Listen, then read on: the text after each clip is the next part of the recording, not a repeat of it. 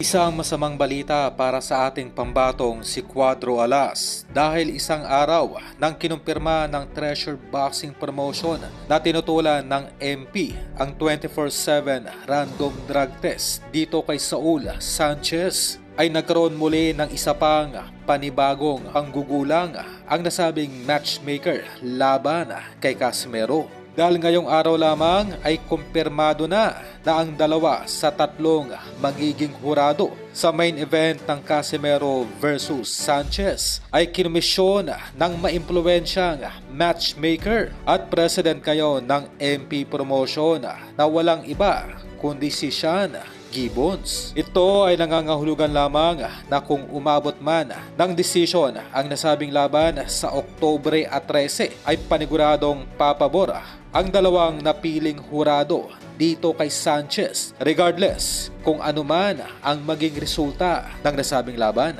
Kung ating susumahin ay lumalabas ngayon na tumatayong A-side itong si Sanchez dahil mula sa ating nakuhang impormasyon ay literal na humingi pa ng tulong itong si Masayuki Ito kay Sean Gibbons upang mabigyan lamang ng isang laban itong si Casimero bago man lang matapos ang taong 2024. At atin na rin natalakay kahapon lamang na dahil sa pagtanggi ng MP Promotion na ipasailalim sa random drug test itong si Saul Sanchez ay malaya ngayon ang nasabing Mexican-American fighter na gumamit ng mga ipinagbabawal na kemikal o yung mga pampakarga lalo na itong si Memo Heredia ngayon ang tumatayong conditioning coach ni Sanchez. At sa kaugnay pa rin na balita ay nananatili pa rin buo ang paniniwala ng ating 8th Division Champion Manny Pacquiao na kailangan ng umakyat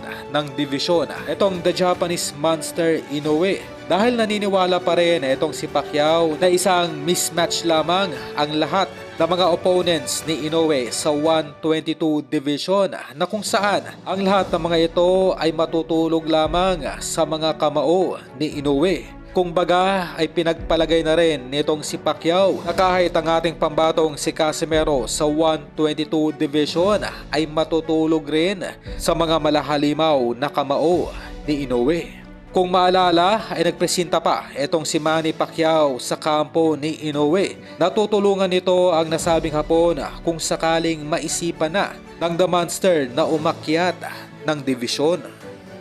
Naoya, I like Naoya.